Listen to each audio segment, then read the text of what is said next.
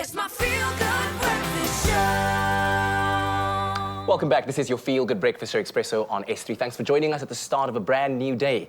Now, of course, blood continues to spill in South Africa every day as more than 30 people die due to gun violence. Take that into consideration. Just last week, we were all very saddened by the passing of multi-award-winning musician Keenan, a.k.a. Forbes, and his beloved friend Tebello Motswani, who were brutally gunned down in KZN. And this past weekend, after their heartbreaking memorials and funerals, South Africans and South Africa is calling for tighter gun laws.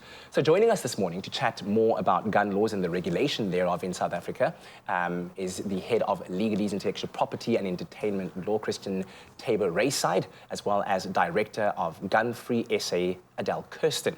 Great to have both of you here with us, and a very good morning. Good morning. Morning.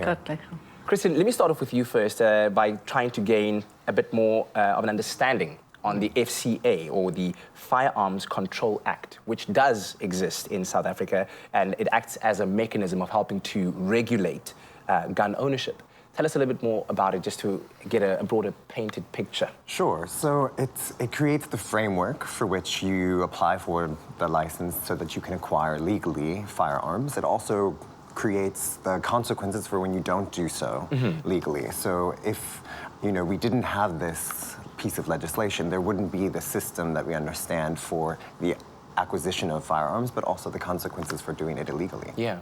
Adele, from what you know in terms of the statistics of gun ownership all throughout the country, what are we looking at, and what do things look like right now?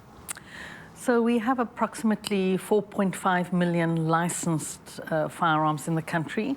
That includes your private security companies. So our law, and it was one of the changes that was made in 2000, is the security company is registered to own rather than the individual guard.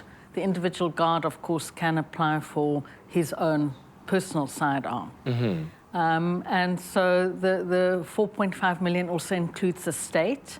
So there are approximately 3.5 million licensed guns in the hands of civilians. And there are about 1.8 million gun owners, licensed individual civilian gun owners. Yeah. So that just gives you a spread. It's a reminder that the majority of us are unarmed. This is The majority of us do not own guns in this country. But that's the kind of broad picture. It's, I guess, the thing that's similar in South Africa to most countries across the world is that our state has less registered guns than civilians. And that's a common feature across the world. The majority of licensed weapons are in the hands of civilians. Yeah. And you'll see that here as well in South Africa. Yeah. And then, Christian, in terms of the FCA itself, or the Firearms Control Act, does it impact only on the ownership of certain types of firearms, or does it regulate firearms in general? So, I mean, I think what people get confused by is the fact that it doesn't regulate illegal guns, so guns that have left the hands of licensed individuals, right? So the difference between the guns that have been held legally and those illegally, one's outside of the regulated field of the act itself. So I think, it does still affect those that are in the hands of illegal owners, but it's not that it's indirect, it's not having an effect on it, because it's still there, and the way in which it gets to them is still regulated by the legislation. Its indirect effect on it is still regulating it. Absolutely. It's still important. But we'll continue our conversation very shortly, and you can send us your thoughts on 063-408-8863, and we'll talk a bit more around issues. I mean, the one question that I want to ask is the systems that have been put in place to police illegal firearms. What do we do, and how do we proceed when somebody is holding an illegal firearm and you neither know whether they have a license or not, and how do we go about these things? But we'd love to hear from you. 063-408-8863. It's my feel-good breakfast show. Welcome back to your Feel Good Breakfast Show. We're back and we're chatting about gun control laws and regulations in South Africa. Now, South Africa has one of the highest murder rates in the world, and violent crime remains shockingly high.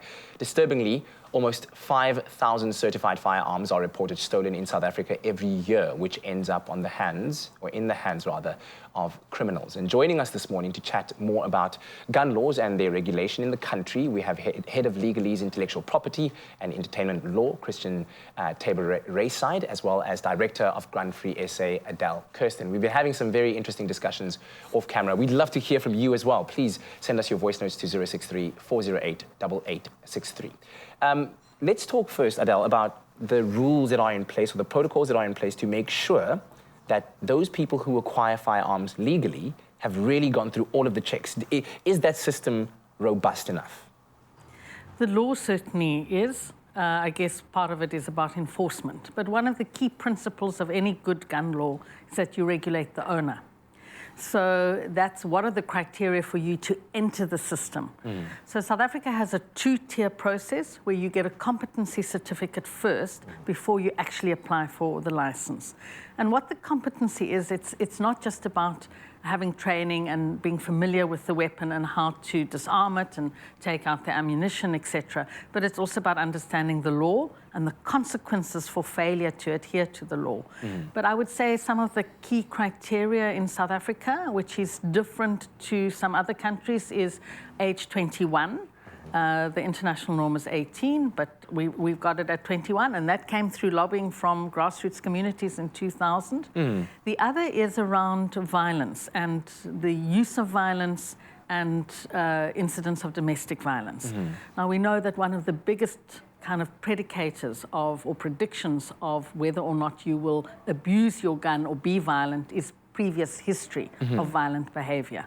And so there's a section in the law which says if you've been convicted or fined an offence under the Domestic Violence Act, you're automatically excluded from even entering the system.